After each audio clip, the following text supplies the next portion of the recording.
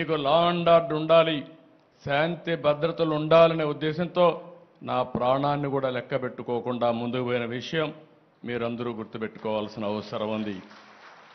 ఇప్పుడు నాకు ఒక పెను సవాలుగా తయారైంది. మాట్లాడితే రాజకీయాలు మాట్లాడతారు. ఒక రాజకీయ పార్టీ ఆఫీసు పైన దాడి చేస్తారు.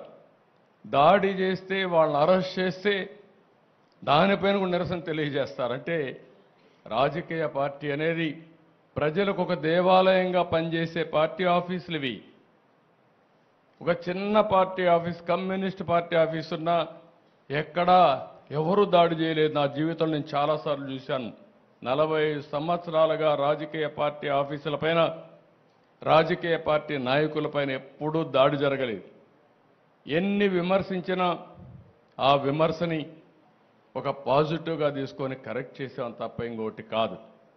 అలాంటి దురదృష్టకరమైన పార్టీ ఓసారి నాకే అనిపిస్తుంది, నేను ఎన్నో రాజకీయాలు చేశా, ఎంతమందితో చేశా, కానీ ఒక నేరస్తుడితో రాజకీయాలు చేయడం అనేది నాకే నామోషి అనిపిస్తుంది.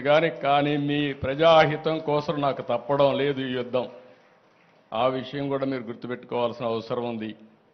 నిన్న మొన్నని మీరు చూశారు, నేను ఒక పక్క బురదలో దిగి, నేను దిగకపోతే మా ఆఫీసర్లు దిగరు. ఎవరు బురదలో దిగకపోతే సమస్య పరిష్కారం కాదు. కాబట్టి నేను బురదలో దిగాను. దిగడం కాదు, ప్రతిరోజు దిగాను. నేను దిగాను కాబట్టి మా ఐఏఎస్ ఆఫీసర్లు అందరూ బురదలో దిగారు.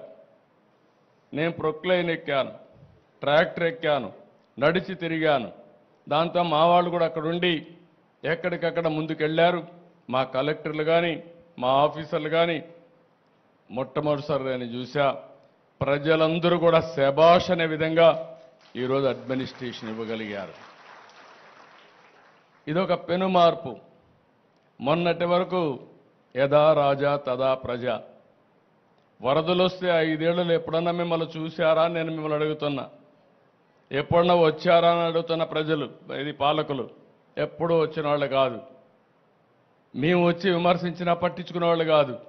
కడాన నా దెబ్బకు ఎప్పుడు కూడా పరదాలు కట్టుకొని తిరిగిన వ్యక్తి బురదలోకి వచ్చే పరిస్థితికి వచ్చాడు.